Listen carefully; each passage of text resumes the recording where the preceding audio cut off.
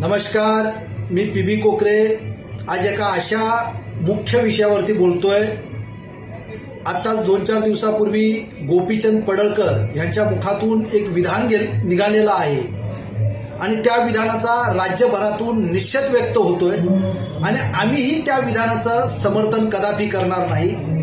पण असं विधान त्यांना करावं का लागलं आणि गोपीचंद पडळकरांनी अशा पद्धतीचं विधान का केलं त्याची जर प्रत्येकाने पार्श्वभूमी जर शोधली तर खूप बरं होईल।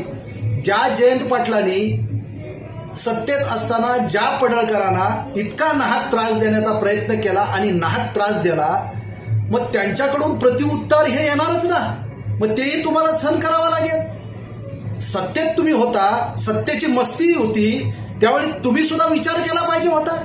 सत्ता काय कायमस्वरूपी एकाच्याच बाजूला चिपकून बसलेली असते का?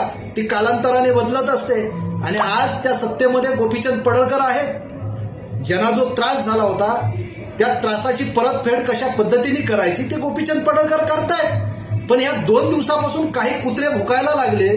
त्या कुत्र्याला मी सांगू इच्छितो, बाबांनो, कोणत्याही प्रकरणाची पार्श्वभूमी तुम्ही पाहिली पाहिजे, त्याची पडताळणी केली पाहिजे। टाळी एका हाताने वाजत नसते। जर मला जर कोणी त्रास देत असेल ना तर तो सहन करण्याची सुद्धा एक क्षमता असते। डोक्यावरून पाणी गेलं ना की आमच्या मुखातूनही काही शब्द निघणार। पण ज्यावेळी धनगर समाजाच्या बाबतीत काही लोकांनी गलिच्छ शब्द वापरले, धनगर समाजाला टार्गेट करण्याचा प्रयत्न झाला, तेव्हा हे जे आता भुकत होते ना ते कोणत्या बिळात लपलेले होते?